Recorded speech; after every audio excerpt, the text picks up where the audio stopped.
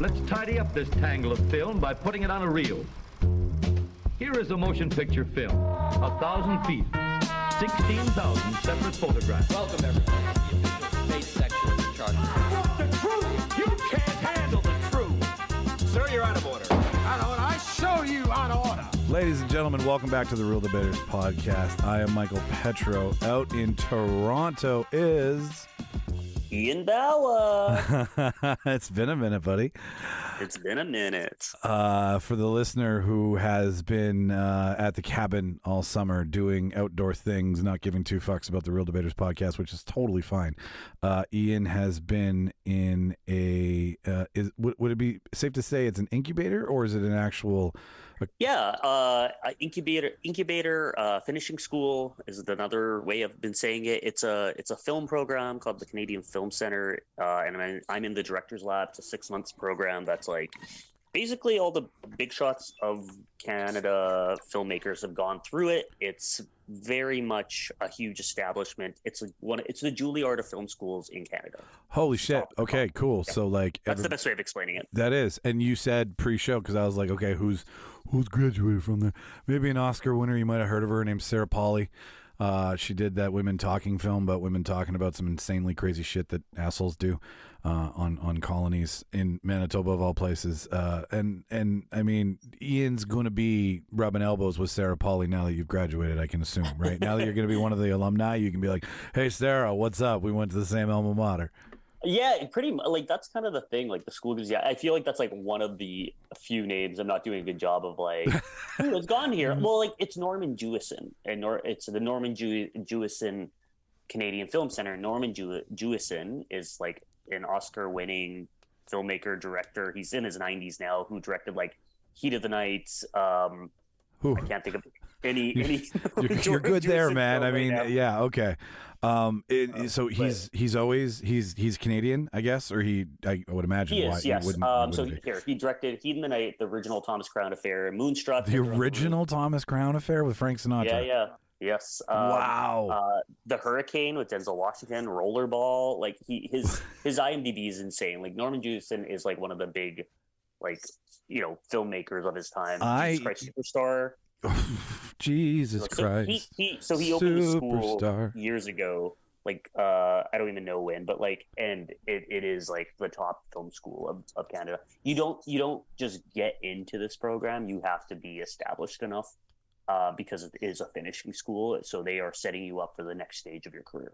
That's super awesome, man. You did not say any of those things when you were like, I'm going to this film thing in Toronto. I know.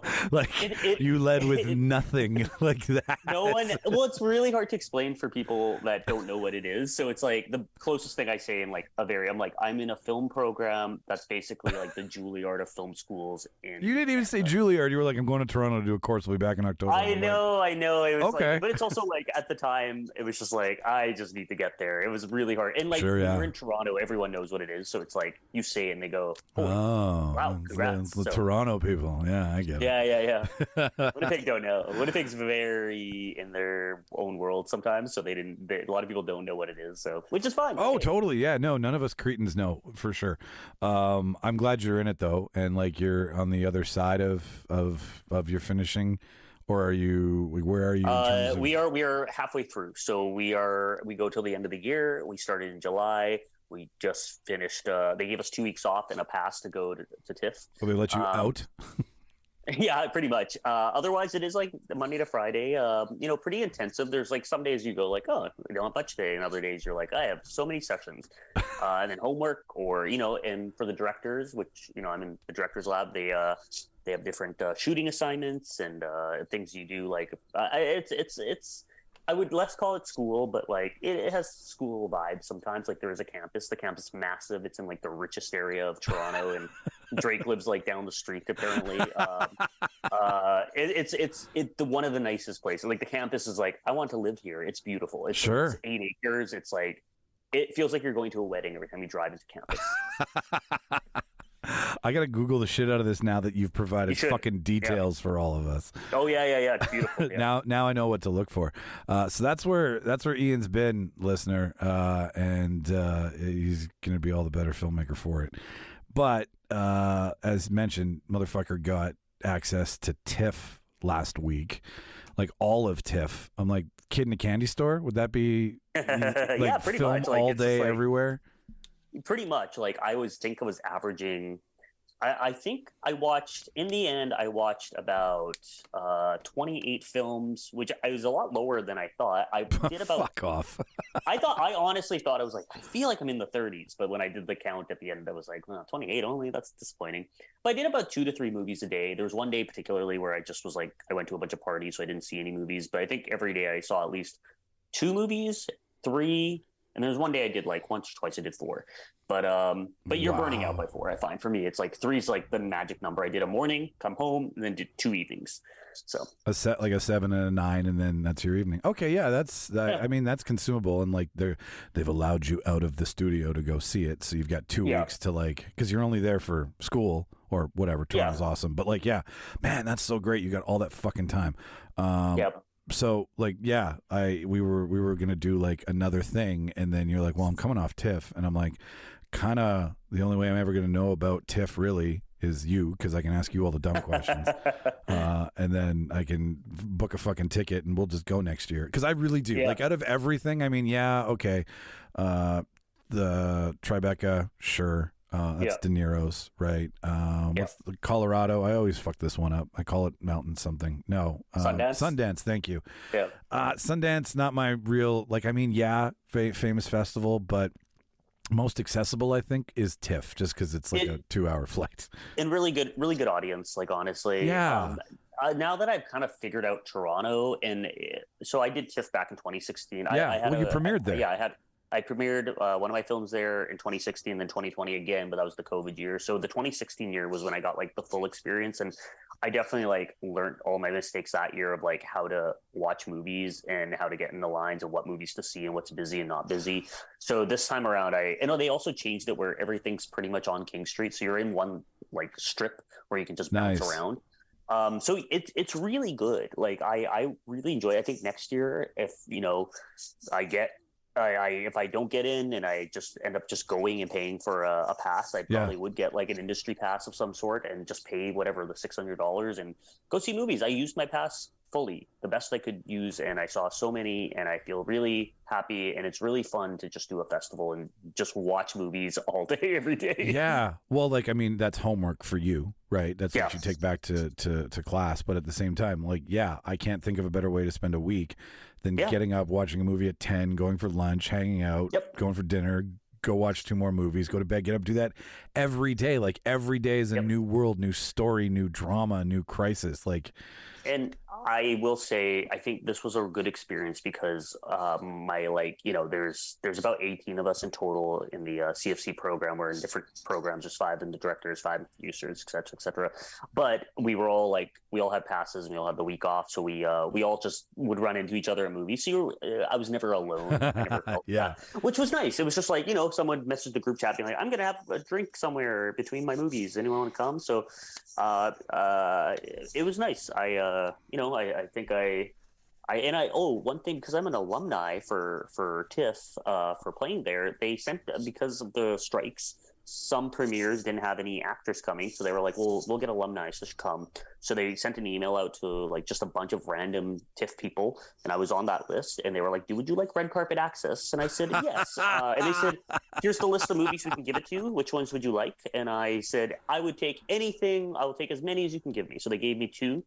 But we'll get into that, which movies I saw on the red carpet, and which access I got. So let's quit like dancing around the whatever the hell people dance around these days.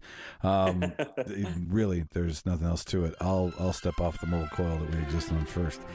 I went and did a thing called Watch a Movie, and I took your recommendation because you said it was just fun.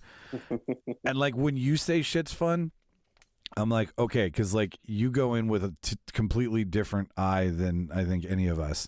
I think it's also, this particular movie was something that shouldn't be as good as it is. It should not be. It has no right. Gran Turismo is what I'm talking about. It has no right to be as good as it is. It has all of the mechanics of like just a dumb popcorn movie. It's a race car movie. It's about a dude who plays video games who wants to dream big and race. And he plays the best racing simulator, Gran Turismo. And that's it. That's all it is.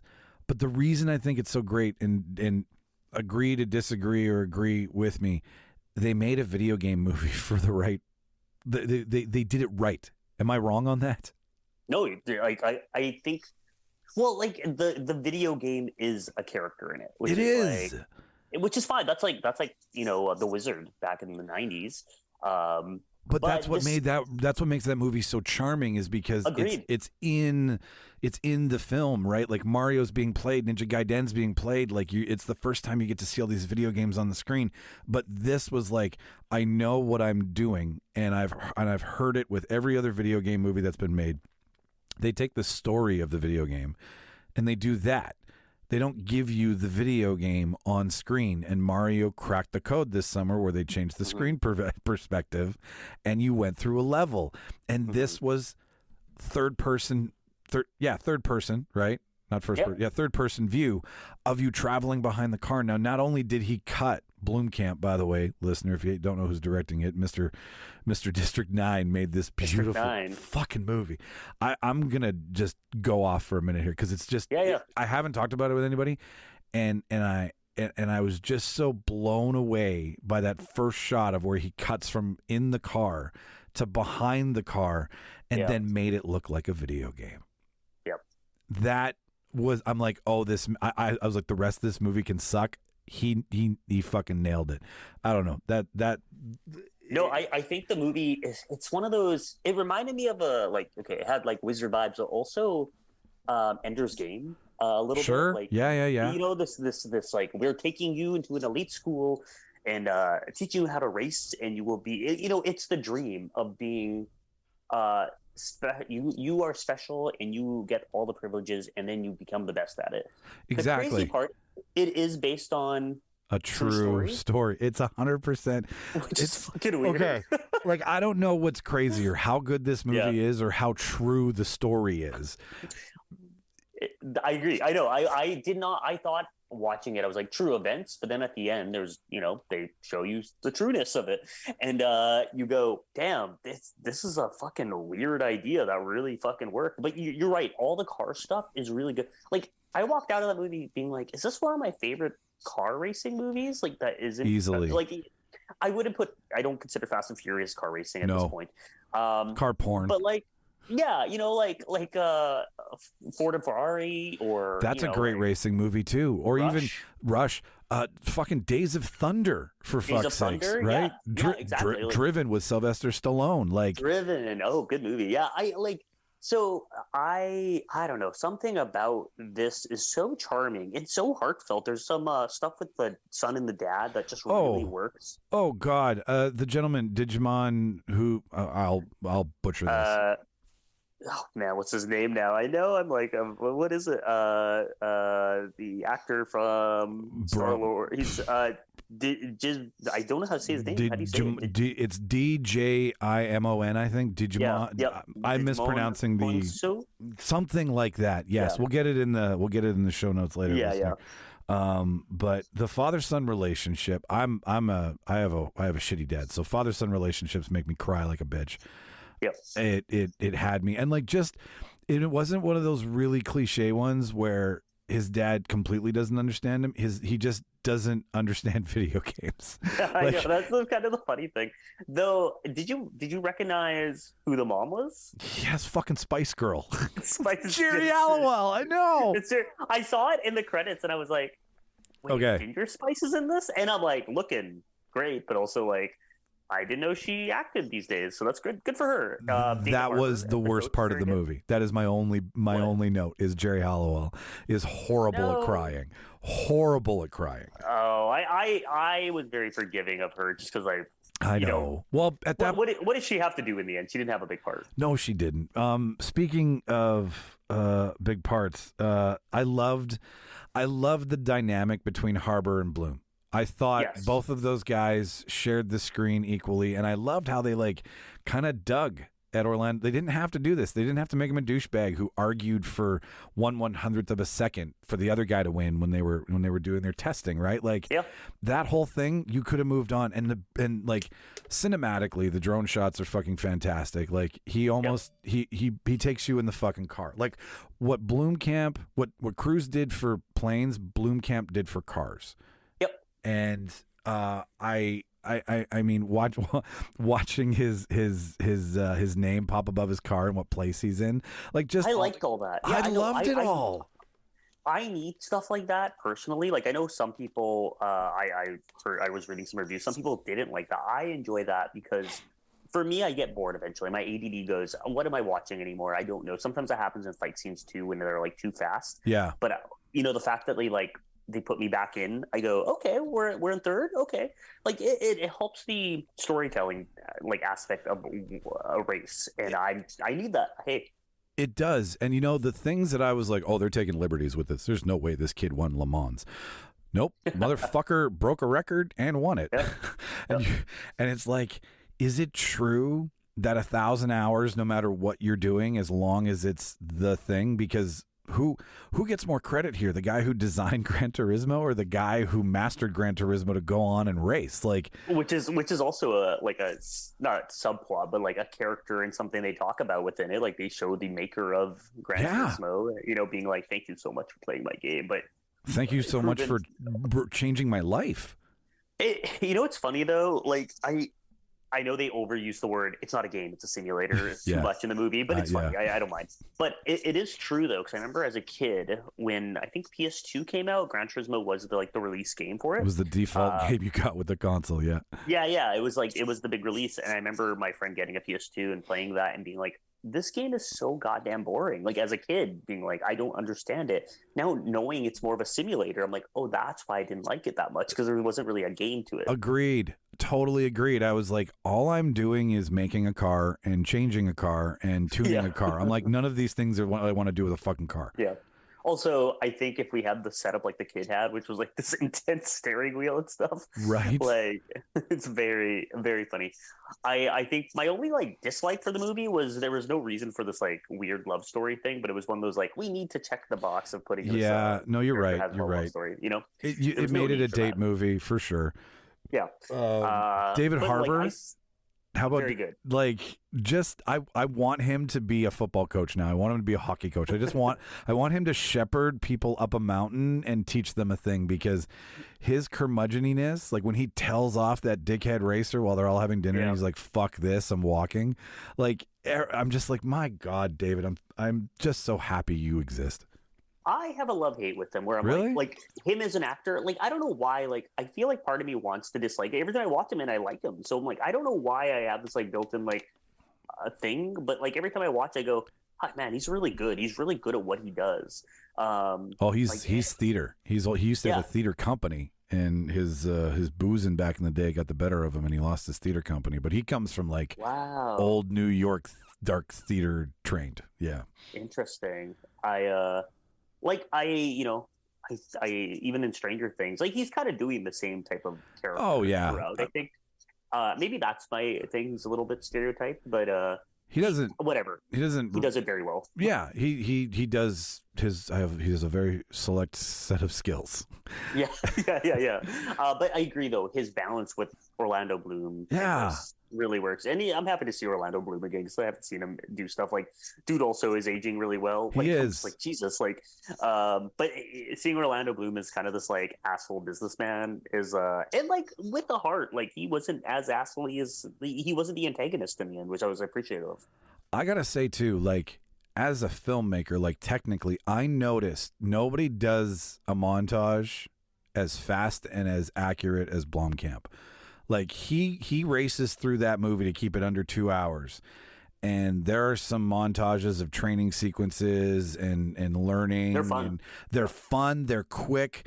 They're not like they skip some stuff. They move in between beats that like you could have it more chronological. You could pack more in here, but I love how it goes from like, you know, he's trying to get from working the department store to the arcade to do his race, and then like get into like his cut shots are really fun, and it keeps you going. And in a race movie, he doesn't let your heartbeat die. Like my Apple Watch was like, "Are you okay, sir?"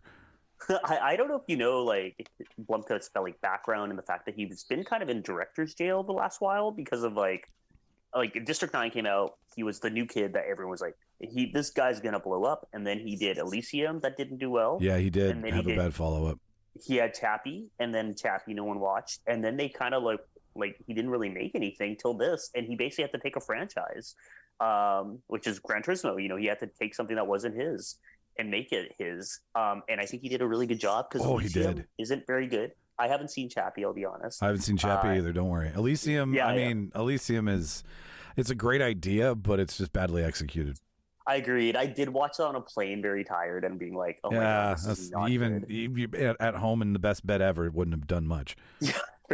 No, you know, I haven't revisited District 9. I'm sure it holds up. I think I maybe watched that twice. But I remember the first time seeing that movie and like being so tired and sitting in the theater at like a midnight screening and being so into that movie. Like I was like, time just passed. I was so on the edge of my seat, and I'm like, fuck, that was like he did something really good. He is a good filmmaker. He is.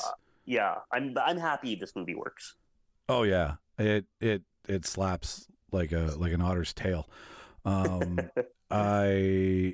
came and I was crying at the end because I was like, you fucking did it, you bastard. Like, you proved everybody wrong. You've raced that track 1,000 times, and then you find out that like all the stunt scenes in the movie are done by the real driver, the real guy. I know. It really pays off in the end. I like my coming of age stories, and so do I. You know, I am a sucker for this. I saw the trailer thinking it looks okay. I think it's going to be watchable. Yeah. And I walked out being like, this is very good and people should go see it in theater.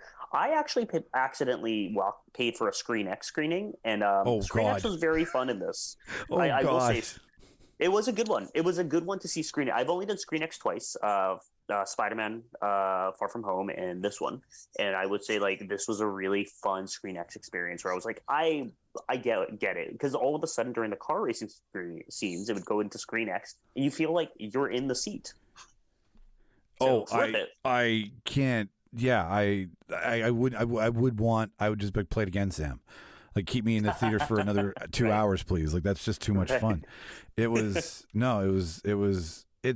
an entertaining, fun summer movie. And if anybody wants to make a video game movie out of any famous franchise, you do this.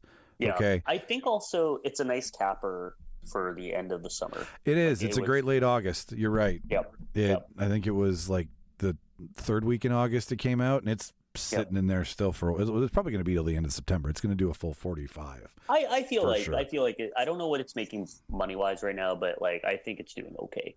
And that movie would have been VFX heavy more than anything. Man, those cars, like when he's like, we're gonna go do Le Mans, and then you see the bubble car, it's like that thing is 3 millimeters off the fucking ground. I know. It's insane. It's like some of the shit in there where I forget why people watch racing, and I go, oh, okay, right, this is insane what they're doing. Dude, I might watch F1 now. Like, I'm in. I know. I kind of want to play Gran Turismo now. So the movie worked. I hate when a movie works. You go like, goddamn, this like 2-hour advertisement really got me. Give me the Daytona 500 in a circle that goes for 300 laps any day. Yeah. Fuck, whatever. 8 well-aged Orlando Blooms out of 10 because motherfucker's handsome. I agree. I would give it 8 plastic steering wheels. It's definitely like a solid film. Like, I don't know, I wouldn't give it a 9, but 8.5, somewhere in that range. Yeah. Everybody wins. So we're gonna do a little different sort of thing for you today, listener. Normally this is where I'd be like, Ian, what'd you watch? But because Ian watched 97 films in 3 days, and we're basically gonna get an insider's perspective of Tiff. and we want to pack as much of that into this as possible. We're gonna let Ian do all that at the end because I got all the links here, and I'm gonna be like, really? Wow, you didn't like that? Wow, you like that? Because I'm going to go from like my tablet and just judge the shit out of it. And you're going to tell me all about why I shouldn't judge it or if I'm right or wrong. And we'll have some fun with this. So first things first. Yeah, you did premiere. Strong Son premiered at Tiff at Home, right? Yes. So my short film Imitations played 2016 Sundance. Yes. And then 2020 Sundance was a short film I made called Strong Son that premiered Tiff, whatever, on At Home, COVID Tiff, whatever you want to call it. And then the year after that, I was in the Tiff Filmmaker Lab, which is like a very prestigious lab that, but it was also like online. So I've had a very good luck and bad luck because I've got to take part in major Tiff stuff, but have to do it from home. So this was very nice. And a better experience, especially because now I'm temporarily living in Toronto. Yeah, I got. You're in the six. Here. Yeah, I'm not visiting. I was living. You Yeah. know, like so I had to I had a good balance of like I will see movies and then go home and rest and go see more movies as opposed to feeling like I have to cram as much as in because I'm visiting. You know. Yeah. No, definitely. You're not on a timeline. So okay. So you started Tiff as like a dude who went there with a film and had the Tiff experience of the red carpet and the in-person thing, and then you've watched it like get its ass kicked through COVID. So what was this one back? Like did they have their shit together is kind of my question.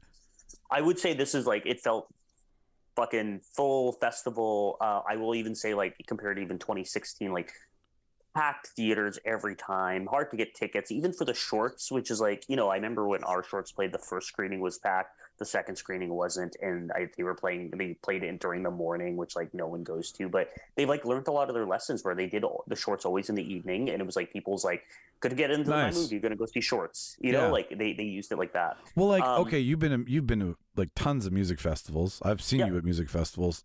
Shorts should be in betweeners. Yeah, 100%. I love that. Like again, in some festivals, like keep me there all day long with like a short. Like give me a Roger Rabbit short, you know, with Baby Herman, and then give me the movie. Tiff doesn't do this, but a couple other festivals do, and it's one of them I go to a lot called Fantastic Fest, which is I think starting next week. They do this where they have their shorts program, and they also show some shorts in front of a feature. They pair them. Which I think is like a cool thing. Like, you know, it's like having an opener between before the movie. It's a cleanser. I'm a big fan of those. You know, take it or leave it with the filmmaker because some people don't like that because it feels like, you know, you're the opener band. But there is a little why am I not closing? yeah, you know, you're not part of the program. Why am I warming everybody up? Fuck that. Yeah, kind of. So and that being said, like I did see a 3 Tiff short program. I'm not gonna go into those as much because it's hard to like even. I would say like the shorts were okay this year. There's some, you know, good. I'd say there's like at least 2 in each program that was very good. But I'm a very, I'd say, hard critic on in general. I think so. And shorts it's hard to like judge a short sometimes, especially in a program. Like they should be called scenes, man. They should stop calling them shorts because sometimes all you need is like 5 minutes or 8 minutes of a really good scene. And man. I mean, the scene, you know, I know people are gonna be like, well, it changes location, so you know, and it's like, well, who cares? Like, if you gave them more breadth. No, if you gave more room to the word, I think you would have a lot less judgment and a lot more just like what was it for it instead of like what's it trying to be in its entirety. Okay. Also, back in 2016 when they organized each program per like a theme. This one was kind of a mishmash. I think also it comes down to like ordering, like it's like making a mixtape. So sometimes you're watching and you go like, this was a weird one to end on. So that's it's all about the BPMs. Yeah, right. Yeah, it's like we're gonna start high and then we're gonna drop low and then we're gonna come middle. Yeah, you don't put a techno song in the middle of like a sexy love tape, right? Like that's just fucking that throws everybody out of sync. Well, that being said, they actually did like program 1, very first movie for the shorts. in program one was a Riz Ahmed short that he starred in and executive produced. Really? Which was like it was a 20-minute. I don't even know really what it was about in the end because it was kind of like a mishmash. I would say it's not very good. There were a couple. I think there was 2 shorts this year. I didn't watch the other one. The other one was by Mackenzie Davis, who is the actress from Halt to Catch Fire. I thought that's who she was when you said her name. The very pretty blonde girl. Yes, I have not seen her short film. She was in a different program, I think program 5. She opened her program. I did not watch it, but I heard it was very good and very weird. It was one of the and that's what a short film is. It should be either like, thought-provoking or like fuck you up. Yep, agreed. I will say I also watched a lot of the week ones. Some really cool animation ones. Hey, but yeah. Some people call our podcast weak, so there's got to be weak to, Of course, it's a balance in taste. That being said, I watched a shit ton of. So in the end, I watched 28 films. I don't know how much we're playing Tiff, but Tiff is like there's so many goddamn films, and they have different categories where they have like their galas, which are usually their big films, like with big actors, like the ones that are going to play Netflix, and they have Centerpiece, which are like big films from around the world. And they have Discovery, which are like kind of indie films, and they have like they have different things. So I saw how many theaters are involved in this? I would say 5 in total. There's the Royal Albert, there's the Roy Thompson, there's the TIFF Lightbox, there's Scotiabank, which just kind of has most of the movies. It depends if they're doing Prince of Wales.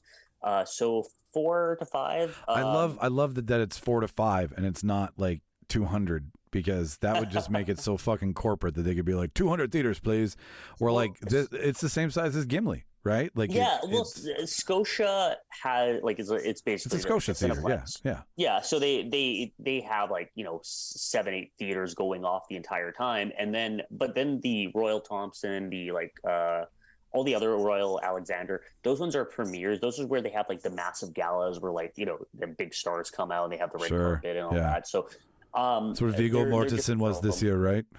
He was. So that's the thing, because he premiered a film, didn't he? He did. There was a lot of actors who got passes. Movies. Is that what it was called? I can't remember. I didn't watch it. No. I mean, like, were they there on exemptions, or is it because they funded their own movies they could be there? I don't know if he was. I don't know if Viggo Mortensen was there. Maybe he was. I don't know. Like, again, a lot of the actors who also directed their features didn't come. Like Anna Kendricks had her Women of the Hour. Sure. Film. Okay. She didn't come because she acts in it as well. Viggo Mortensen might have come because I don't think he's in his film. Michael Keaton had a movie he directed, also acted in, so I don't think he was there. You don't go to every one of your film festivals. Like, you submit. No. It's not like you're like, I'm going to go to Azerbaijan and go to that festival. Like, you just, like, there's. It's also solidarity right now. Like, everyone's just like, they're like, no, we're going to hold the line. We're not going to we don't hate TIFF. It's just like we can't go do this right now. And we don't want to be Drew Barrymore's. Yeah, exactly. Which I only just learned about recently. So, oh wow. Overall, like, I would say celebrity-wise, did not really see any. I sent you a picture of M. Night Shyamalan. I saw him at a South by Southwest party. That was kind of it for celebrities. And that being said, so should I just go down the list of like films I watched? Yeah, here, you know what? Show everybody how big your dick is. And read every film that you've seen. That's a good place to start. And I'll just I'm gonna drink water.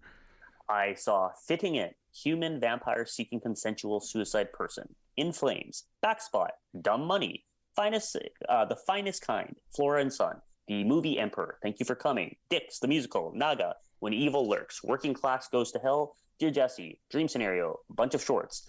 American Fiction, The Beast, Fingernails, Next Goal Wins, Pain Hustler, Reptile, Mr. Dress Up, The Magic of Make Believe, Sorry Not Sorry, Sly, and The Royal Hotel. So, and I will, I'll mainly talk about like my favorites, but I'll talk about like the big Hollywood ones that are coming out soon, because they're going to be the ones that are accessible for people at this point. Well, you know what? Hang on here. Let's bring up. Do you want to do one from like we'll do your top 10 now? Let's say that. And sure. So do you want to do one from your best and one from your worst, and I get to pick them? Sure. Yeah. Why not? Yeah. Okay. All right. So I just need to make my tablet lighter because I'm old. And all right. You know what? Humanist vampire seeking consenting suicidal person. Not only sounds interesting, but that's a fucking title. Like, who marketed that movie? So that's an indie feature. Actually, the filmmaker, Edian Louise Sueze, I don't know how to say her last name. That is very close. Yeah. She was in Tiff with me in 2020. We both had shorts premiering together. She had a film called Shooting Star, and this is her first feature. And it was a movie I watched. It's and I'm kind of reading this as I go, but it's a horror comedy about this. It's a fucking great this young Montreal bloodsucker who can only feed on people for whom she feels sympathy. Yes, so she's basically a vampire who has a heart. She's like Angel from Buffy, where she comes from a family of vampires. That's a comparison.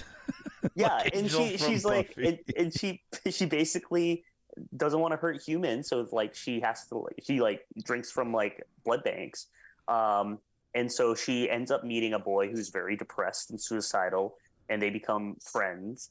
And like they make a deal that he's gonna, instead of him just like killing himself, she can kill him, and they're trying to figure out their relationship through that, and becomes this like cute romantic horror comedy. Okay, hang on. I want to cut you off there because that's great.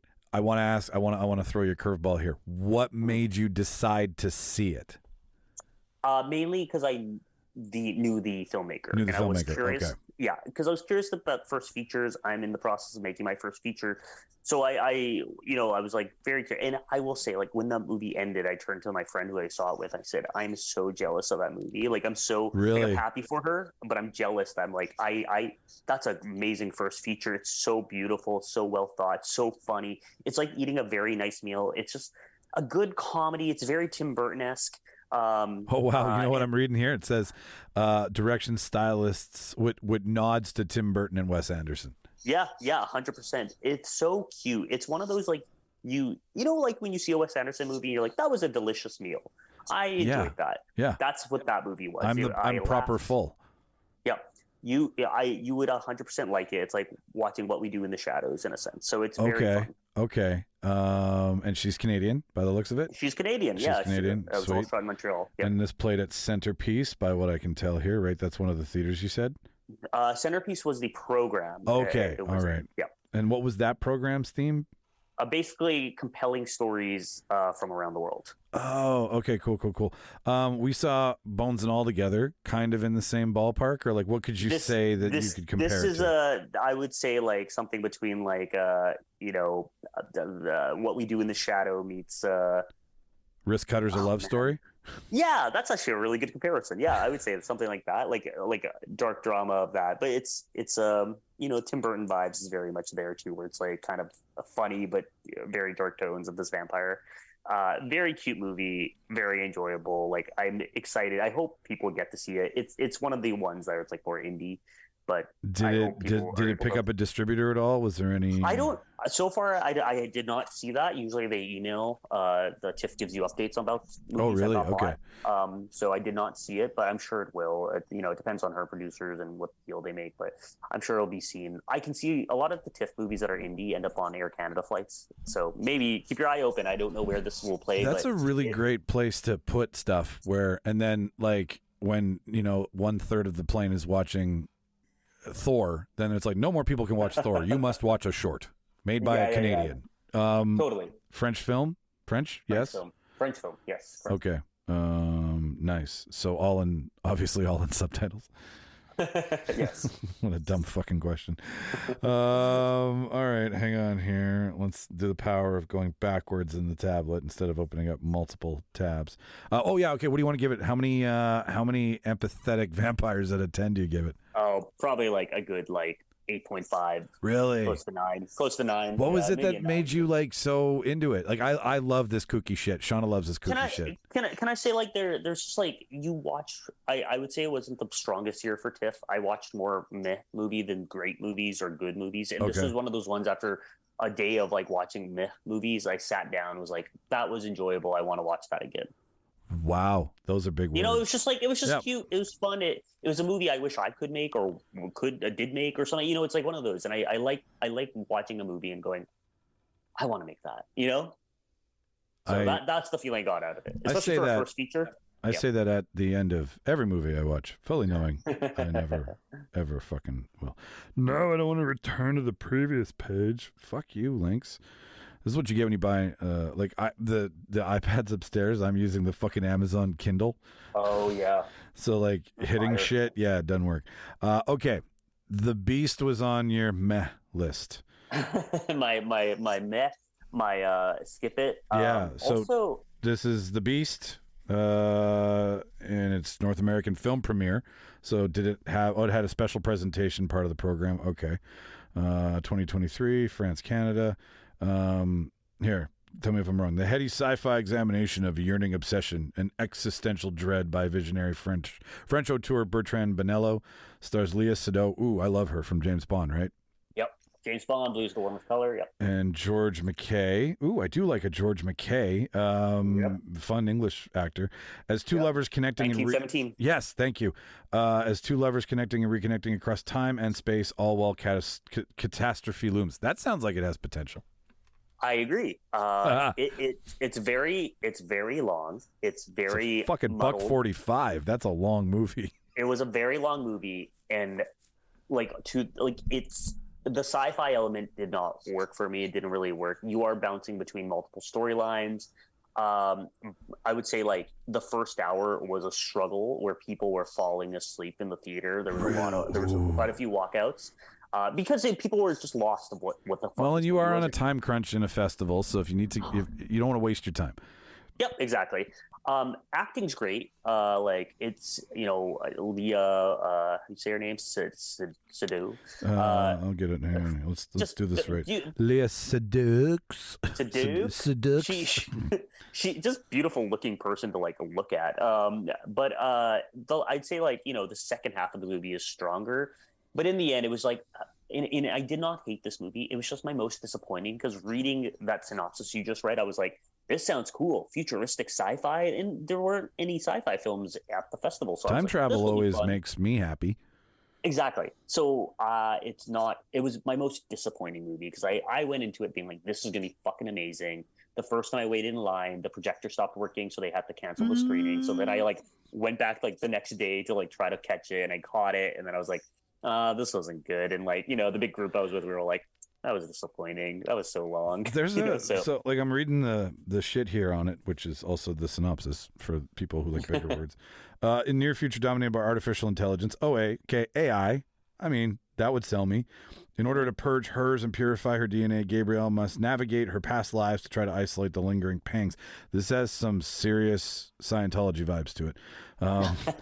Not only of passion, but also of clutching fear. In both 1904 France and 2014 Los Angeles, she encounters Lewis, who I imagine is McKay, a dashing English aristocrat in the former time and a bitter incel in the later. What's the incel character like? Pretty much what you would imagine. He hates women and thinks he's right. He's that exciting. But he's introduced in the second half, and that's where I go. The second half is much more interesting. Okay, all right. Yeah. But at the same time, you kind of go, I don't really know where this movie's going. Any redeeming qualities shot? Great acting, beautifully done. It's just it was just disappointing by what it was. It was very kind of heady and it didn't deliver for me. But it was just, again, I had high hopes for this thing and it didn't deliver. So I would give it, again, did not hate it. Probably a 5 beastly something. 10, maybe a 5.5. It's not a bad movie. It's just was not my favorite. Out of 10, give it, I don't know, you tell me, but out of 10, far right QAnon incel websites out of 10. How many of those? I would give it 5.5 QAnon incels. That's a really long QAnon. That's a really long way to remove all that from my mouth. Anyways. Okay, so we did Vampire and we've done Beast. All right, let's go back to your gooders here. The movie Emperor. The movie Emperor I watched not long ago, a few days ago. It's a so I went into it not knowing a lot. I was like, that's an interesting title, and read a very quick synopsis and was like, that sounds interesting. Let me go. Hang on, I'll read it. Hang on, I got it here. Andy Lau's Andy Lau is perfectly cheekily cast as a movie star, seeking relevance via a film festival, baiting art house role in director Ning Hao's sharp satire of movie industry pretension. I know why you went to go see this movie. You wanted to see if you were on screen. There was also there was a lot of movies about movies this year. This is very That's fucking arrogant. this is very similar to movies like Triangle of Sadness. Oh, okay. So it's doing a commentary. It's rarely Ruben Austin who made Triangle of Sadness, Force Majeure, The Square. It's very similar to that. His type of movies, his type of humor. I love those. I love that shit. And I did not know that going into it. I didn't know it was going to be that funny and awkward. And it's basically about an actor who's trying to win an award. And he's doing all that, it's so cringe. Some of the stuff that it's funny cringe. It's like Triangle of Sadness, where the shitting first scene. half of Triangle. Well, yeah, the first half of Triangle of Sadness is people, the rich, thinking they're privileged in a lot of ways. Yeah, it's that with a movie actor. Where I'm gonna spoil a scene, but in the beginning of the movie, he's at basically the Chinese version of the Academy Awards, and he's up against all these famous Chinese actors, and one is Jackie Chan. Jackie Chan's not in the movie, but they couldn't get Jackie. But they have a big poster of him, and then they have his seat, but it's empty. His seat's not there, and they go, and then the guy is on stage, and he's like, and the winner is Andy so and so, and he gets up. He's like, actually, Andy, you didn't win. He gets up, and everyone starts clapping. He's like, you didn't win. I was just saying, I hope you look nervous, but I got you good, didn't I? And then he goes, the real winner was Jackie Chan. And then everyone claps and they're like, Jackie's not here. But Andy, you were so excited when I said your name initially. Why don't you come up and accept the award for Jackie? And he goes on stage and he does a speech, and it's so cringe. Who does that? Nobody does that. Exactly. So it's just so funny how awkward, and that's how the movie starts. And it's him trying to win this award after that, and trying to figure out what movie he should be in to win this award. And there's an Elon Musk character at one point. Ooh, I love when Elon Musk is portrayed in film now. It's a movie I'm so excited to rewatch. I don't know if it got bought, though I think it is I think the actor in it is a famous Chinese actor. So I think he's poking fun at himself, but I don't know that for sure. It's very fun. I'm so happy I watched this movie, and I'm so excited to rewatch it because it's the funniest film I watched during the entire thing. I'm sold. As soon as you said Triangle of Sadness, which also this will make Shauna and me happy because we will watch a movie together, and I won't have to tell her about why the superhero has the power. Right. Which she doesn't give a fuck. I just feel the need to be oh, you should know this because it'll make. And she's like, I don't fucking care. It's so, but whatever.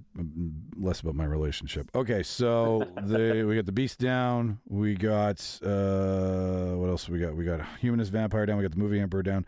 Let's go downtown to Working Class Goes to Hell.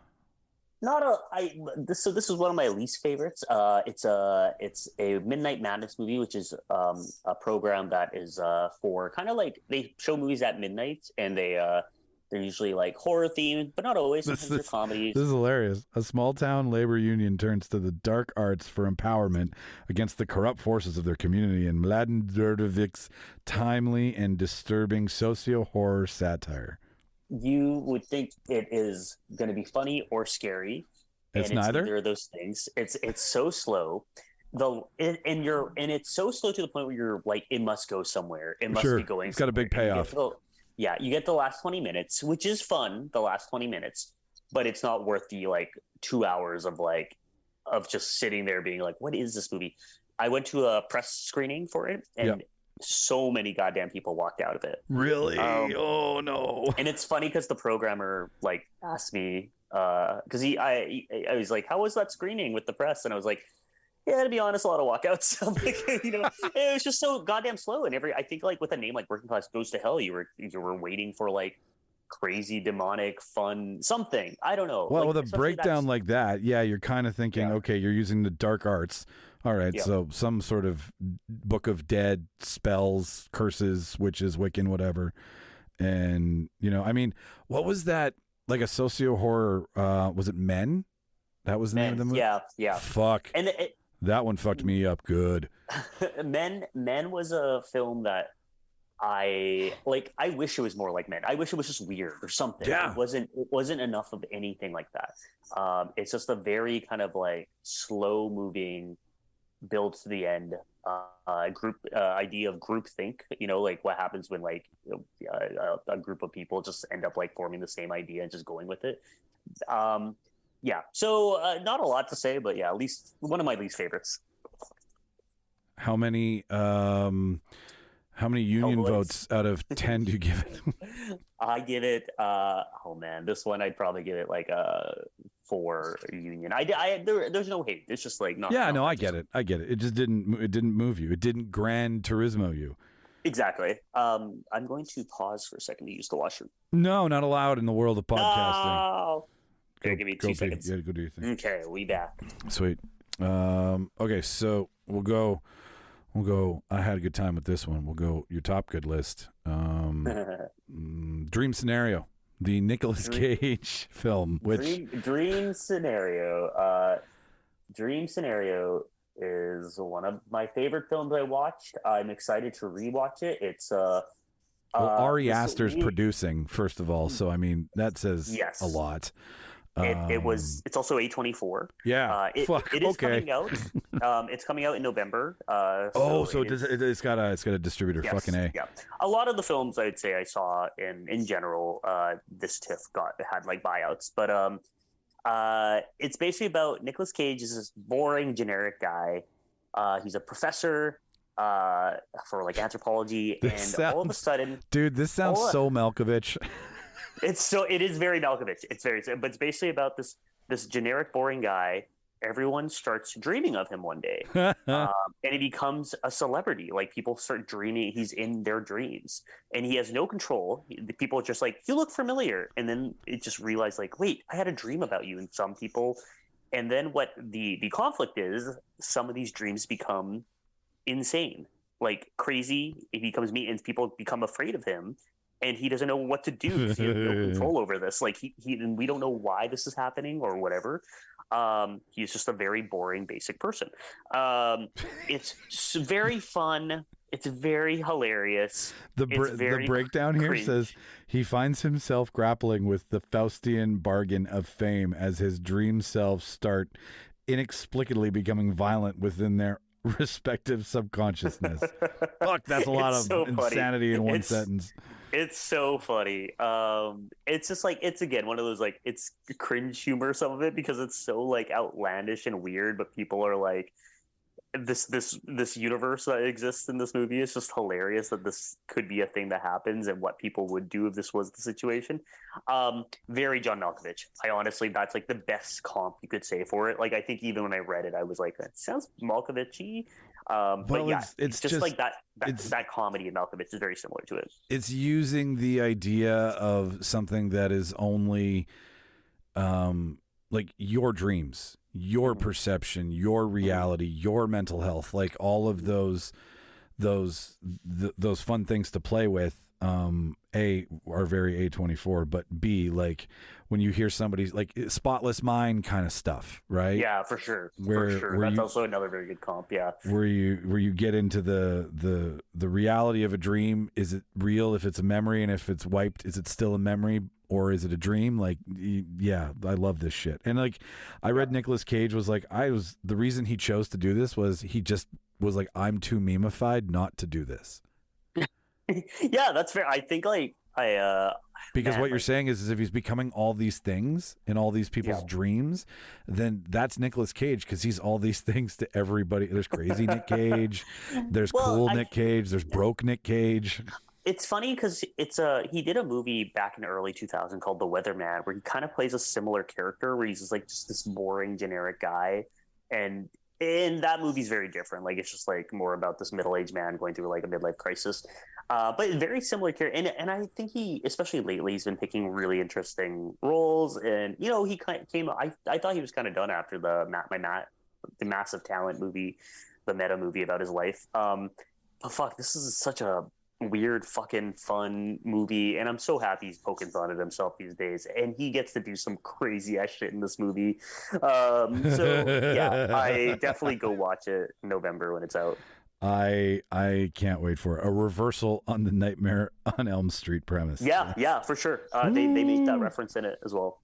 Oh, same cinematographer as Mandy, which, I mean, Mandy's Oh, cool. fucking... Also, Michael Cera's in this? Michael Cera is in it. Oh my God. Small part, but yes, he's in it. There's no small part from Michael Cera. He had a small I part. forgot he was in it, to be right? honest. I watched it so early, I forgot he was in it. Here, what does this smell like? It's cocaine. This is the end is amazing. Okay, so let's go down to something you didn't like. So we did The Beast, we did Working Class. Do we do Finest Kind yet? No. We have not done Finest Kind. All Finest right. Kind was one of the films I got red carpet access to. Okay. Hang on. Before we get some time here. What does... Like, I did the Juno red carpet, so I've been on a tiny red carpet, but like I've had the bulbs, I've seen the lights, like, but I imagine something of this magnitude, it just feels fucking bigger. Like, what's that red carpet? It is bigger because, for one, all these people are waiting there because they are assuming there's going to still be celebrities, but schmucks like myself are there.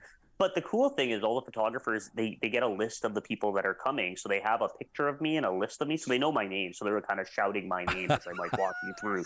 But it is massive. It's like, feels like Oscar, where there's like multiple balconies and stuff. And like, so I brought a Super 8 camera and like, I saw that. Like, it was really fun. Like, you know, a lot of photos. And there's like, it's such a long carpet journey to do. But it's very cool.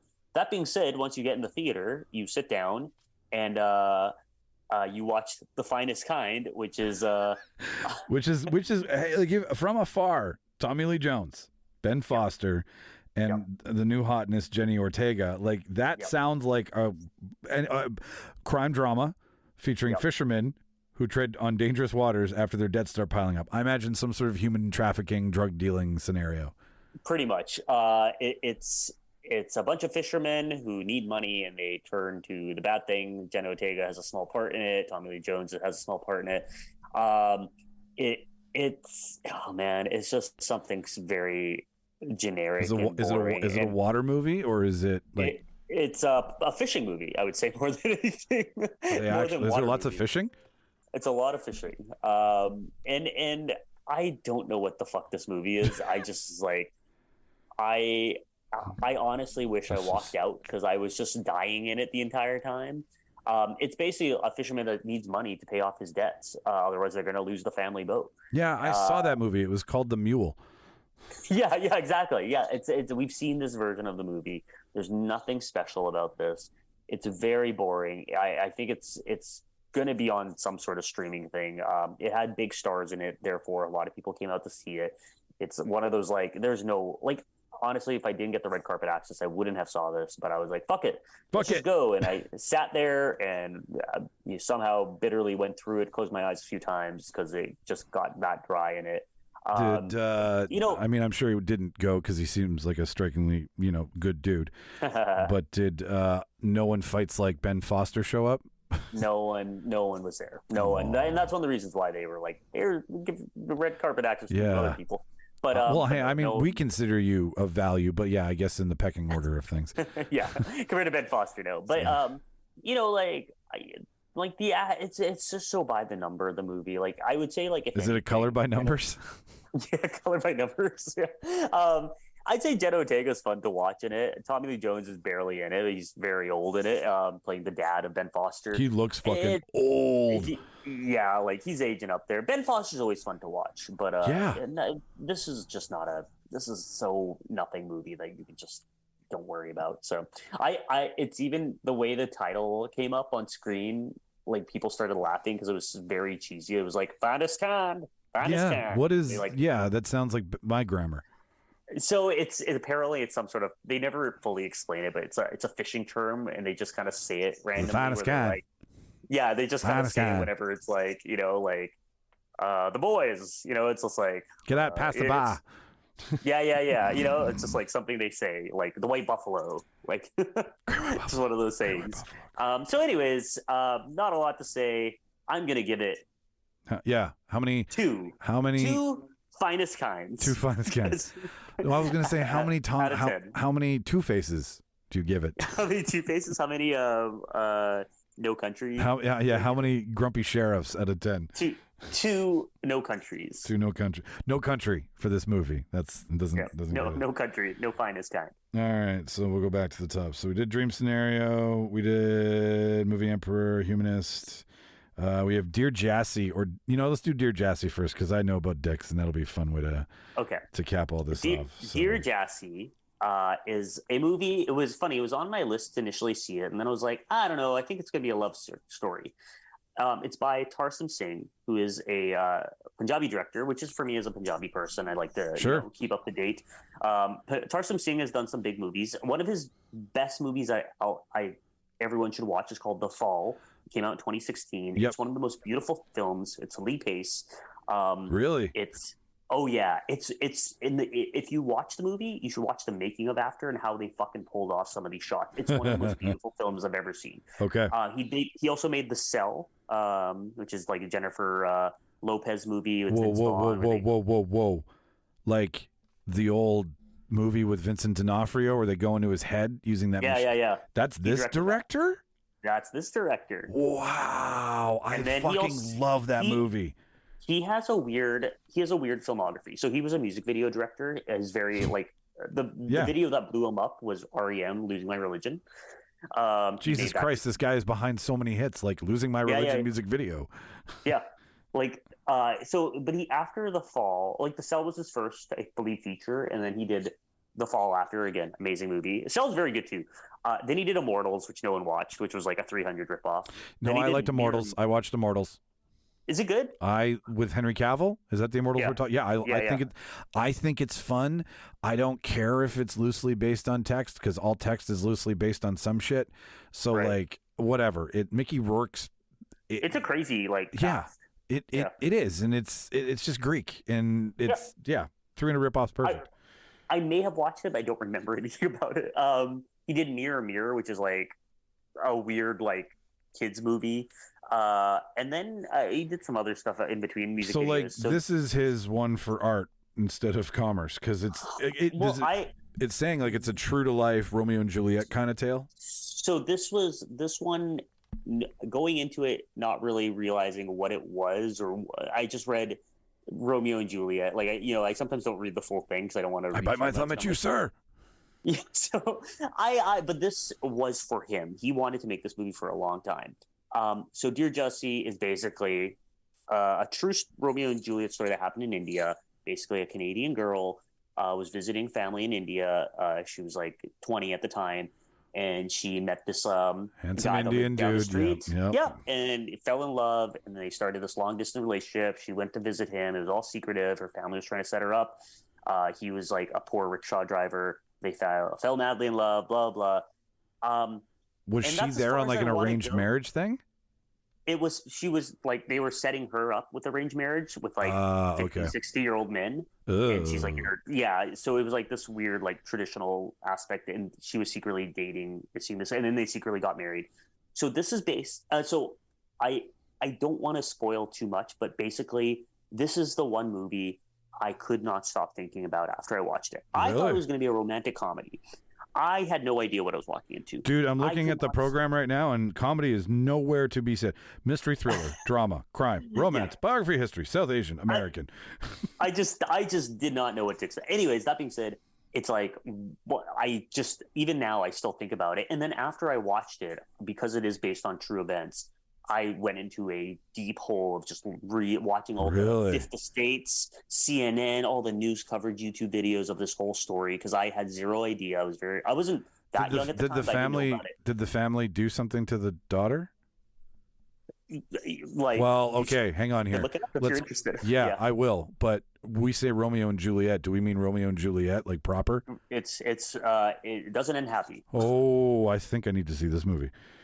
It will fuck you up. Really? I told a lot of people. Sweet. It's funny because it actually did win Tiff's platform award, which means like a movie that was like international. And it's funny. I had a lot of friends go see it because of my like suggestion, and they all walked down. They messaged me being like, "Well, I feel bad. And I was like, I know, I felt bad too. Now we all feel bad together. That's the amazing power of this movie, and also the pain in the ass of it. Yeah, we all feel the exact same amount of shit, kids. It's if you understand the film, it does its job. No, that sounds really cool. I mean Capulets, Montagues, that whole inner family fighting faction shit that's like always so gangster. Now it's just in a different place in a different part of the world with a really cool aspect of arranged marriages and family traditions and shit. Like that sounds, yeah. Fuck. Jealous of you. I'm sure it's gonna get like some sort of release because it's the director is fairly big, so I'm sure it will be seen out and around type thing. But it is very fun. I would have gone to see all these movies with you if it was the Winnipeg International Film Festival. I know, right? Yeah. We gotta like somehow make Gimli this big. So fuck, let's rep Gimli, man. That's like outside of TIFF, best Canadian Film Festival. That's the dream, but who knows? One day maybe. We can do it. Me and you will make some fucking noise. We'll bang our drums. Okay, so dear Jassy, how many deep dives down W5s do you give it out of 10? Deep dive W5, I give it a solid. Oh man, that's a tough one. I'm gonna say like an 8, a solid 8. Deep W5s. Nice, very very nice. Do you think that one's gonna get distribution? Yeah, I'm sure it will, just because Tarsem Singh is like a fairly big director. Yeah, like he's got some shit. And if anything, it will get real distribution in Canada because it's Canadian, true story. Oh, okay, all right. Oh, even better, true crime, right? Yep. Yeah, all right. So that leaves us with Reptile or Fingernails.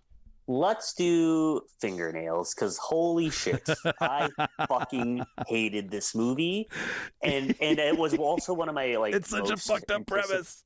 It was my most anticipated, and I fucking hated this movie. Well, because you love Riz, right?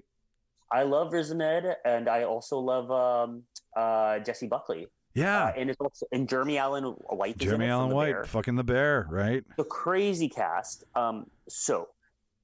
It's basically. It's set in this like our world or maybe distant future where people are talking about the test, and the entire movie's like the test. Have you taken the test yet? And it's people in relationships. They talk about the test. Yeah, hang on here. Let me bump you here. Yeah. So uncanny future, slightly alternate present. Cell phone technology doesn't exist. Jesse Buckley and Ryan, Jeremy Allen White's character, have achieved every couple's dream. They are in possession of a document, which I think you mean by the test, certifying their true love. That's it. That's pretty much it. That sounds fucking interesting. That sounds very Lobster to me. It's so okay. So that's the interesting thing I didn't know going into this. This director, he worked with Yorgos Lanthimos, however you say his name, who made The Lobster, he worked on his very first film, Dogtooth, and people are like, oh, he's his little protege, or he's very similar movies. And I believe this is his first or film or second. I don't know. In general, I went into it being like, I didn't know that going into it, but I had those vibes watching it. And what I can say is like, it's low tier Lobster, low tier Yorgos Lanthimos. It is not a well thought out premise. It's a dumb premise, in my opinion. And basically, I don't. What's the premise? Just ruin it because I know what the premise. I'm reading it right now. So Jesse Buckley character basically gets a job at this clinic where they do love tests, and basically you do a bunch of like people in relationship come to this place, and it's like almost like the driving school. It's like a 5-day week-long process thing where they do a bunch of different tests to see how strong the relationship is, and then at the end of the test, the final thing is they rip off one of your fingernails from each person. They put it in a glass dish. They put it in this microwave. Wait a minute. Hang on. What are we at the CIA or are we at this love clinic? Where are the fingernails being ripped off that's the fucked up part. It being weird, but it's so. Anyways, they put it in this microwave, and then they have. You get one of 3 answers: 0 match, 50% match, which means one person loves the other and the other doesn't. 100% match. You both love each other, and that's the test. And it's so stupid. It is a test, and we both know how much of a test that is. Oh God, it's so slow. It's not worth it. I fucking was very pissed off. It was one of those movies like the director was there for Q&A after, and I walked out being like, I do not like that movie. Really? You didn't? Well, I couldn't. I just couldn't. I couldn't handle it. Yeah. So This sounds like Severance to me too. Like a little. Yes, it had those vibes. I would say here's my Or the thing Great with this Door movie. Prize kind of shit, right? Like where there's Yeah, for sure. Okay. Yeah, All right. I would say I can see this movie getting green lit because it's a catchy premise. Just Like, I can see executed someone- badly. Exactly, because it's so goddamn boring and so basic. It's not good. It's not well thought of. Where The Wasp What does is Luke very well Wilson thought have out. to do with all this? He plays like the boss at the clinic. So I'm sure because of like the big stars in it, it will get a release. It will be on a streaming platform. I don't think it will get a theoretical release because it doesn't feel like a movie that would play well in theaters, to be honest. But I'm sure it's going to be on. No, this plays well at Cinematheque. This plays well at like small art house theaters. This does not play well at Silver City next to Barbie. Like True, very true, very You true. know- And when you see it, I'm sure I hate it more than most.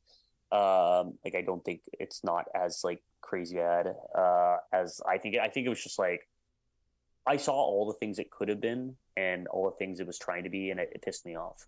So, why didn't you get there? Well, fuck out your way. so yeah, that was also very disappointing. Okay, so I think that like no, we got one more bad one, and I'm just bringing it up here. One more good one. We also got one more good one, but let's do another bad one first, and then on a good note. Which like this looks like it could be interesting. Reptile. Reptile is a. I mean, I know Timberlake's a shit heel actor, but like Benicio, really? You know what?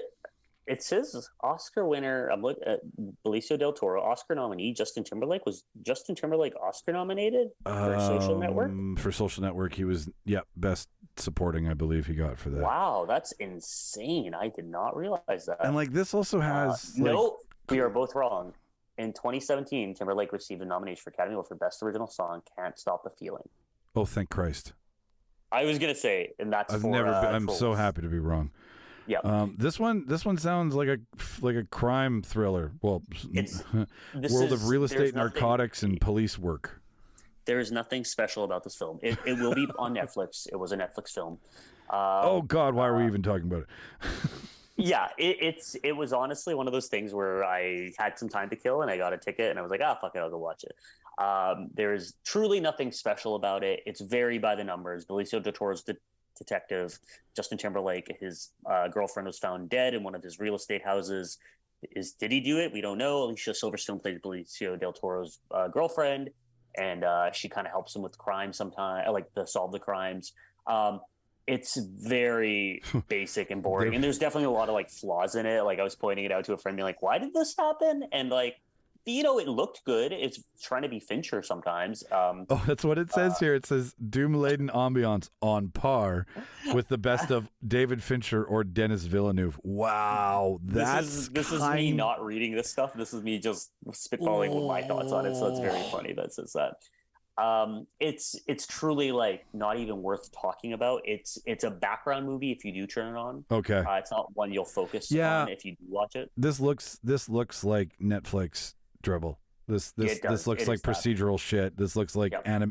AI fed, AI written, blah blah blah. Yep. If anything, I like that Alicia Silverstone is doing work again. So Okay. she's around. Then how many? Oh, I'm trying to go back to my Clueless days. How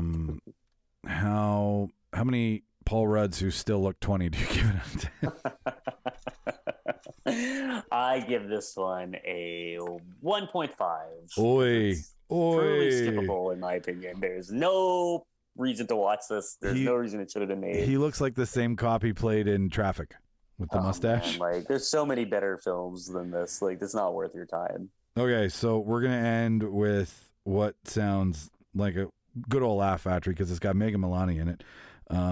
Is Dix the musical? The musical. So this comes in like, okay, so I was like, all right, like when I heard, because I heard all week that this was making a rumbling, like this really, there was a lot of fun with this, but Larry Charles, the director of Borat. So that says a lot right there. Conducts an uproarious musical comedy riff of The Parent Trap that follows a pair of identical twins who conspire to reunite their divorced and disturbingly deranged parents, Nathan Lane and Megan Mullally. This sounds like a fantastic time. It was very fun. Fun audience, fun movie to watch. It is coming out. It did get bought, so it is coming in the next, I think 2 months or so, and I will go see it again in theaters because it's so funny. It's so fun. It's Barb and Star, Vista Del Mar. It's like Austin Powers. It's but it's just it has a musical element to it. Bowen Yang is in this. Oh my god. Oh yeah. What's her face is in it? The Megan Thee Stallion. Yes, Megan Thee Stallion. It's one of those, I don't even know, it's just fun and funny and wacky and insane. I would say Barb and Star is the closest thing to it, and the insanity of it. But and you can tell sometimes they you can see them laughing because it was a funny improv take. It just looks absurd. It is absurd. It gets fucking insane. Megan Mullally, whatever you say her last name, does an accent. Her whatever she's doing in this is so fucking funny. Every time she's talking, I'm laughing. And it's funny because these two guys who wrote the film are supposed to be twins, and the joke is they don't look anything alike, but they go it's like looking in a mirror. Why do we look alike? And they're basically parent trapping their parents, Nathan Lane and Megan Mullally. Well, and this guy's done Borat, Religulous, and Bruno. I know. So he's scathing. He's made some shit. And the music's very good, very catchy. It's one of those I can't wait for this track to come out. I definitely will listen to this on Spotify at some point. But, and Lane coming off of what's that mystery show on Disney that everybody's loving, the apartment show. Murder, yes, very much like that. Only Murders in the Building. Only Murders in the Building. Yeah, should know that. We have a podcast. That's what the whole thing's about. Yeah, totally. But it's very fun. You're gonna love it. Everyone's gonna love it. It's very. My friend, she was in the screener with me, and she was like, "I fucking hated that." I'm like, really? But again, it's just some people don't like this type of humor, which is totally fair. I think I was also in the right mindset. I was at 10 o'clock, second last day of TIFF. I had a good coffee with me. I just came out of I had a really good movie day that day. I think I watched, I can't remember what I watched that day, but it's just I was this will be a nice cleanser to end the night. And it was really fun. Really It'll good cleanse audience. my palate of film. And it is. It's that. It's a delicious meal. You gotta kind of end on a comedy note and not a Dear Jesse note. So, for sure. Yeah, no, Jesus Christ. like a Manchurian Candidate note. Yeah. But yeah, that was pretty much it. I would give it. Yeah. How many dicks? Nine dickies out of 10. 9 dickies. 9 little penises out of 10. Can I give a couple of highlights of some of the other films and it's just because these are the ones people are going to probably see or talk about. Dumb Money is coming out, I think. This weekend. Dumb Money premiered there. Nice. How good? So that was one of the ones that got to be on the red carpet for. No one was there again, but the director was there. Paul Dano was not there, but the director was there, so that was cool. He came out. He did I, Tonya, which premiered at TIFF as well a couple of years ago. It's exactly what you think it is. It's kind of like The Big Short. Yeah. And it's very fun. It wasn't that long ago, so I forgot. People are still coming out of that GameStop stock bullshit. They're not whole again. I know some people that made some crazy money in that, and it is a really interesting film. I think it was fun. I really like Paul Dano, and I will watch him to the bitter end. So and also it does kind of poke a hole in the stock market, and it's you don't have to be an idiot. You just have to be rich and conniving and manipulating to win in the stock market. And 100%, yeah. And I also think it also shows a lot of the Reddit aspect to the world and how Reddit has if you have enough of a following, you can really make a dent in the world. So it touches on that quite a bit. It's very fun. It's very easy. And it's going to be an easy, fun watch for everyone. Yeah, it's the same as Beanie Babies or Blackberry. And we like seeing... We like eat the rich. Yeah, we like to eat the rich. We definitely do. If I was rich... I'd just pay you to walk away, but no, I wouldn't.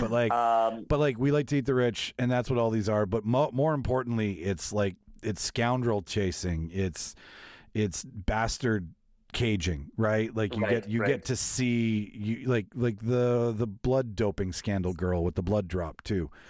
All that shit is just is called, like, my brain's eluding me right now. But no, I know what you're talking about though. Yeah. But that kind of shit where it exposes and shows them falling from grace and being just a bunch of bullshit. Except this time though, with like Beanie Babies, you were an idiot if you thought a little bag full of a beanbag toy was gonna. You just drove the market up because of speculation. There's no fucking wealth behind Beanie Babies, other than everybody was buying Beanie Babies, so you made it popular. But with this kind of thing, the little guy got kicked in the dick on this one. So I like that they chose to make a movie about both sides instead of just hiding the fact that if you bet to fail, you could make some fucking cash.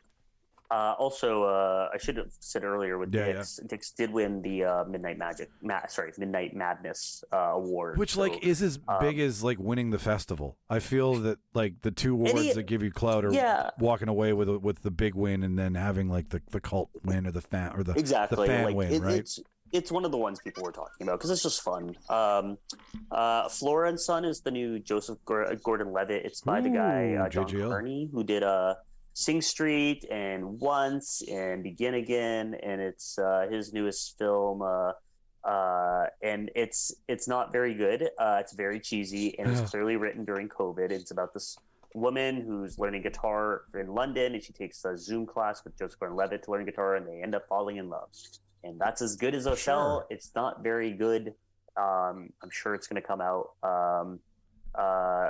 Here, let me just knock these out really fast. So it's like I'll just label Thank You for Coming is a Punjabi comedy film about this girl who it's basically Mamma Mia, and she's one of these three guys gave her first orgasm and she doesn't know. Hello. It's Punjabi comedy, like that's interesting because Punjabis don't do sex comedy.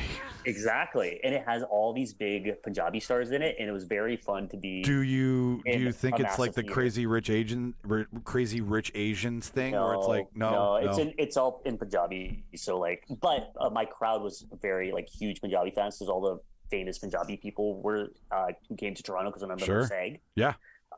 So it was a crazy audience, and everyone was shouting like because one of the Anil Kapoor is in it. Anil Kapoor, if you remember Slumdog Millionaire, he's the narrator, the narrator, the host. Yeah. He pops in like in some North American movie because he's like he was the Tom Cruise of India at some point. When I have seen him in a lot of other covers for sure. Yes, he's been in things. So like he's in the movie. He plays this guy in his 60s who like dates girls in their 20s. And he comes on the scene, and like the crowd roars, and women are like, "Marry me!" like screaming at the screen. Yeah, and he's Beatles. in the audience too. So like it's just fun for what it was. It was just very memorable. Naga was a film I watched. It was a Midnight Madness film. It's basically Good Times except set in Saudi Arabia. It's very. It's long, but it's very crazy and fun, and just like this one night of this girl going to a party and trying to get home, and all the chaos of like everything that happened to her, and it gets insane at one point. So that sounds like the night of with Riz. Yeah, kind of. Yeah, I was like, Mr. Dress Up. Oh, okay. I wanted to ask you about that. So that was because in that movie, I read that they were in the reviews that you learn about the death of his wife. Yeah, which I did not know about. I didn't know either, but then they go and record a song on Fred Penner together. And it's like a week after his he goes on the Fred Penner show, and he sings a song, and Fred Penner is in the doc, and he's like, I did not realize the song and how how it was going to connect with him, but he held it together, and like a champ. It's very, and it's funny too. The one thing I didn't know about was Ernie Coombs, Mr. Dress Up. Yes, yeah, and Mr. Dress Up and Mr. Rogers were really good friends, and of course they were. Mr. Rogers was on CBC before Mr. Dress Up, but Mr. Dress Up worked for him, like he did puppets, and then they were like, stay on CBC. We'll give you full control of anything you want. Yeah. Mr. Rogers was like, I'm going to go back to the States. I don't want to live in Canada. So, but he's like, Ernie, give him the show. So that's where he had a bunch of different ones, and eventually Mr. Dress Up was the show, and that's how Mr. Dress Up came to be. it's very cute. I was definitely probably the last generation that watched Mr. Dress Up. So like watching it, I was like, I don't remember these characters, some of them, but then by the end, I was like, I remember these characters. Casey and Finnegan, and then like all the puppets on Mr. Like Canadian after school television with male like father figure hosts. I'm big on. I know that. Oh yeah, and I got that it's covered. cute. It's gonna make you emotional. It's just like, you know, it's all nostalgia. It's a fun watch if you know who Mr. Dress Up is. So you got room for one more, because I got one more question to ask you, and then I got to go check on the okay. Make it a gooder, because I have a kitten who just got spayed today, so I have to go play. Okay. I'm gonna knock two out really fast. All right. Next Goal Wins, the new listener. Taika Waititi Time him. Everybody, go. Next Goal Win, new Taika Waititi. Oh yeah, was he there? He wasn't. At least I didn't. Maybe he was, but I didn't. I don't think he was. I saw him pop up because of the film. It's Michael Fassbender goes to like teach a American small. Isn't that the what is it? It's like one of those white guy comes and teaches a bunch of. It's Ted Lasso. Yeah. Okay. Yes, that's not, exactly. It's not very good, but it's based on a true story. There's some good elements in it. I would say it's like what kind of sport is it though? Soccer. That's it. Thank you. Okay. Pain Hustlers is that's the new Captain America dude. It's Chris Evans and Emily Blunt. Yeah, and it's by David Yates, who directed all the like last 5 Harry Potter movies. Fantastic Beasts and the final. What is that? Is that about like hustling pain meds and shit? Yeah, it's about the hustle of the medical company. It's based on true events. Is it based on stories. Purdue? Not Purdue. It's based. No specific person. The guys who made OxyContin. No. It's basically about fentanyl. And then so that's OxyContin. Okay. Yeah. Oh, yeah. I guess that's OxyContin. Yeah. Sorry. Same shit. My brain doesn't know drugs. So, anyways, it's fun. It will be a Netflix. It's going to come out shortly. It had a poster that looked like it was a Netflix paid for film. I was like, I know your fucking consecutive marketing skills. Yeah. Also, I saw Sly, which is a Sylvester Stallone doc. Okay, great. There. This is what. Was fun. Okay. So, did you see Arnold though? He's in the doc, but no. No. Hang on. Let me start that again. Did you see the Arnold documentary on Netflix? I watched the first 30 minutes of it, and then I kind of gave up because it was 30 parts. Dude, you can't give up. The first part is the muscle. The second part is the actor. The third part is politics. I know. I should watch it. It's on my list. It's downloaded on my phone. Good. It is so good. My question, though, is how was Sly's? Because what I find funny is in the Arnold one, when you get to the movie part, he talks about how he fucked with Stallone all the time and was like, "I'll take this part." They do. Okay, so they do that. Arnold talks about it. They do that in this one too. Yes, Arnold talks about it. Sylvester talks about it. What I find funny though is that actually that happened, where Arnold did a show for Netflix and then got a biography, and then all of a sudden Sylvester Stallone got one right after Arnold. Not that I've seen the Arnold one, but like, I don't need 3 parts of Arnold. Okay. Sylvester wrote fucking Rocky. I know. Directed, he does not get enough credit for that shit. Yeah. Everyone remembers he started in porn before he got into fucking acting, and they forget that Yeah, he has an Oscar. Rocky won Best Picture. Like, it's a fucking insane story. Like, and he directed a bunch of films. He wrote a bunch of films. He's a writer more than anything. So it's a movie more about a filmmaker than an actor. Okay, I'm looking forward to that then. And you'll like it. You'll love it. Okay, because I didn't really give him enough credit. I didn't either. Until doing a show like this, and then you're like, gotta know what I'm talking about most of the time, and you trip over this shit, and I was like, I hear him in these interviews talking about the writing process, and I'm like, Adrian writes? Like, are you kidding me? But that just goes to show you how good of an actor he is, that guy can bang out a fucking script. And he's like, this is how I write. I'm like, you're a writer. It's so crazy. Yep. It's really and also they said like he's had 3 big franchises. In my head it was like 3? Yeah. I was like, Rocky, Rambo, and then I was like, what's the third? And then I was like, oh, right. And it took me a while to get there because I never watched any of these movies. Do you know what it is? Hang on. Expendables. Oh, that's right. He made the Expendables. He was the reason why the Expendables became a thing. I know. I didn't think of that, but those movies made a ton of money. There's like 3 or 4 of them. Like, Yeah, and I've seen 2 of 4. I didn't see the last one. We just argued that I can't believe that you know what that is? That's a fucking empty stomach in a long day. Because last week we just argued which we reorganized the expendable characters. Listener, you should go back and take a listen to it. And in that, we took other roles that the actors had played. So I took Terry Crews from White Chicks and put him in my Expendables mercenary team. I forgot. I didn't even know Terry Crews was in the fucking right. Yeah, he's screen cinema history. The first time an automatic shotgun I think was ever used in cinema was used by Terry Crews in the first Expendables movie, and everybody was like, "That's an automatic shotgun. Where the fuck did that come from?" How was? Because I saw the clip. Is he as tiny as he is in real life? Because he looked short.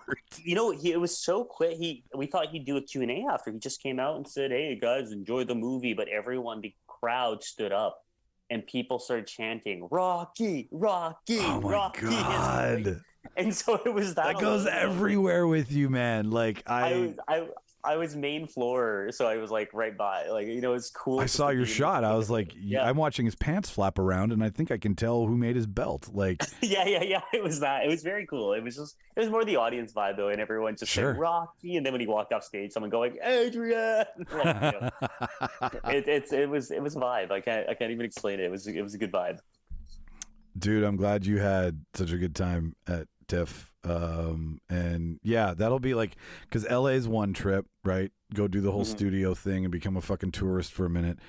But Tiff would be different because it's like everyone knows, like I know Toronto, right? I just got to remember to buy tickets in time because those things are hard to get, I gather.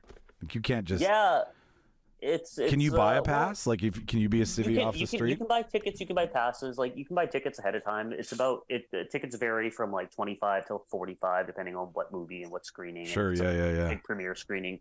But otherwise, passes range from like the pro pass, which is like $900. The industry pass, which is probably like $700 to like other passes are like $500. But they give you less and less. So like it varies. Here's what we do. It's expensive, but you know, it's part of like going on vacation. We get media passes with the show. Yeah, you probably could actually. And then go and just go to all the movies and then record on a Handycam in between reviews of each movie, and then we'll do that. We'll just do that. You should look into the press pass, but yeah, I'm sure you could probably apply. Like, I don't know how tough or what the rules are for it, but like I'm sure maybe you have to pay something still, but it's probably cheaper. Like, I don't know what press pass gets you, but I think you probably get all the P&I screenings, which is the best in my opinion, because they're usually empty. We're going together, man. You don't talk like I'm doing this alone. We're going together. Oh, dude, I'm down. I fucking love it. I fucking love doing this. This was like such a good trip for me. Like, I really enjoyed it. That's awesome, man. So, listener, thank you for tuning in to another tale. I hope this was informative, and we see you at TIFF maybe, and you're like, "Are you those real debaters guys?" And we'll be like, "Maybe," until we find out what your angle is. But if you're a first time listener to the show, this is your first time, go backwards. There's tons of stuff with Ian on other episodes, and there's debates, there's conversations. We interviewed Kevin Smith. There's Oscar nominated people on our show too that we've interviewed. Tons of stuff there. Interviews, debates, conversations. Subscribe to it on your podcast player. However you're listening to this, if you've gotten this far, thank you. But you should just subscribe to the show. Every podcaster that you like, we really like when you subscribe. And then follow us Instagram, Twitter, Facebook, and YouTube. All the show notes have all the links. If you follow us, you'll always be in the know. If you're in Winnipeg and the surrounding area, you'll know when Ian's back. You'll know when Diamond's sitting in the room. You'll know when we're doing trivia. You'll know when we're doing a movie night. You'll know all that stuff. And it's fun. And it's cheap. And we're a good time. So subscribe, like, follow, smash all that shit. How is Diamond? Diamond's doing good. She's chill. She was definitely missing me because I was home throughout, like, random times throughout the day. It'd be like, come home, eat lunch, walk her, take the transit back to the Tiff. Do you get to Like, do you get to bring her to set and shit out there too? Like, does everybody? I bring her to school and to set and stuff here. I didn't bring her to any movies and stuff. It was just like That's too much for her. Yeah, that's. It too was much just for she would have been fine. Like she at our Can you program imagine? was a theater in the basement. So her. it's, Dude, like, you should have basically- totally done it. So then, for Chasing Diamonds, you could have like a shot of the two of you on the fucking Yeah, red we carpet. Man, I don't even know when that show's going at this point, but it's happening at some point. I'm just like I'm so focused on everything else. But yeah, I know I debated bringing her on the red carpet. I thought about it, but I did see a picture some girl did already. Yeah, you don't want so to be they the thought- you want to be first or none at all.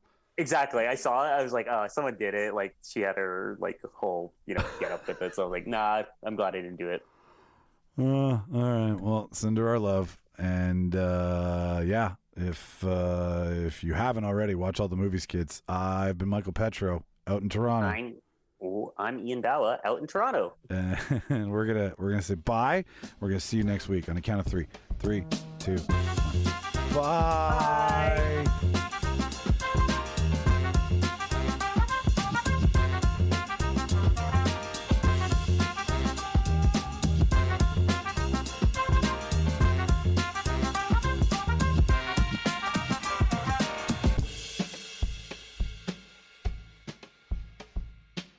Good afternoon, good evening, and good night.